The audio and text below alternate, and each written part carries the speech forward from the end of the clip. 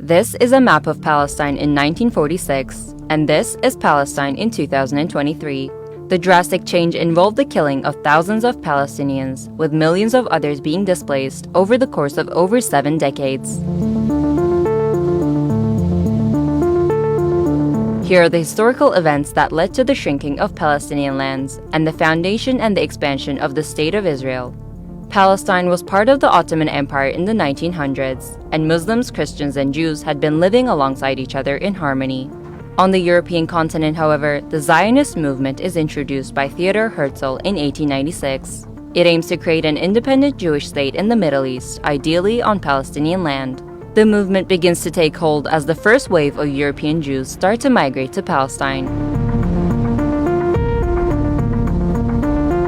By the end of World War I, the Ottoman Empire collapses and Palestine falls under British rule.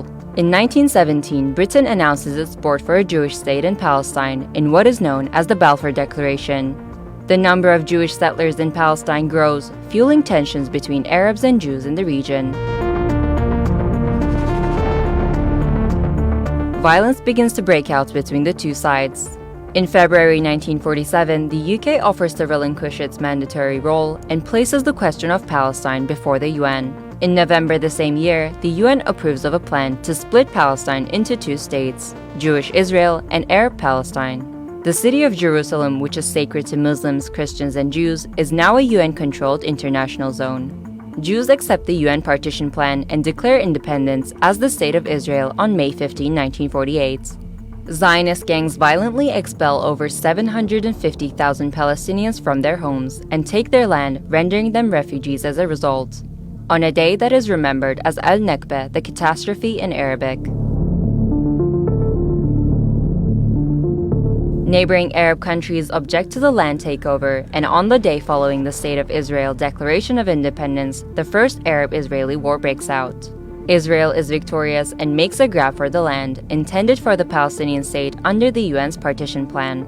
The land gets divided into 3 parts. Jordan occupies the West Bank and East Jerusalem, Egypt occupies Gaza, and the State of Israel takes 78% of historical Palestine, including West Jerusalem.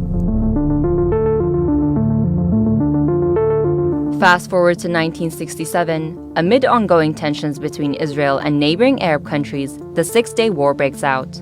And by the end of it, the map looks something like this. Palestine is now fully occupied by Israel. Despite the absence of a formal peace treaty, things start simmering down. Then Israelis start settling into Gaza and the West Bank, resulting in a Palestinian struggle that gives rise to the PLO. Their main goal, to liberate Palestine from Israel by any means necessary. Fighting goes on for years. The PLO eventually accepts the division of the land between Palestine and Israel, but the conflict doesn't end there. More settlers make their way into Israeli-occupied Palestinian territories. The international community considers this illegal. The frustration among Palestinians leads to an intifada, uprising in Arabic. As a result, Hamas is born as a political movement determined to fight against Israel's occupation of the West Bank and Palestine's Gaza. Aiming to decrease tensions, Israel and the PLO signed the first Oslo Accords in 1993 and the second in 1995. The agreements lead to the splitting of the occupied West Bank into 3 sections. Area A under full Palestinian control, Area B under joint Palestinian-Israeli control, and Area C under full Israeli control. But the solution creates a problem. Area C contains the majority of the occupied West Bank's agricultural land, water, and minerals. Palestinians have limited access to these. Further peace talks prove unsuccessful. Palestinians lose hope, resulting in the Second Intifada in 2000. And Israel begins constructing separation walls and building checkpoints to control and limit Palestinian movement. It's 2005, Israel withdraws from Gaza but continues to build illegal settlements in the occupied West Bank. Hamas gains power in Gaza and splits from the Palestinian Authority, seeing it as being too secular. The occupied West Bank and Gaza are now under separate leadership. After violence erupts in Gaza, Israel imposes a blockade on the besieged enclave, restricting any form of movement by land, air, or sea in 2017.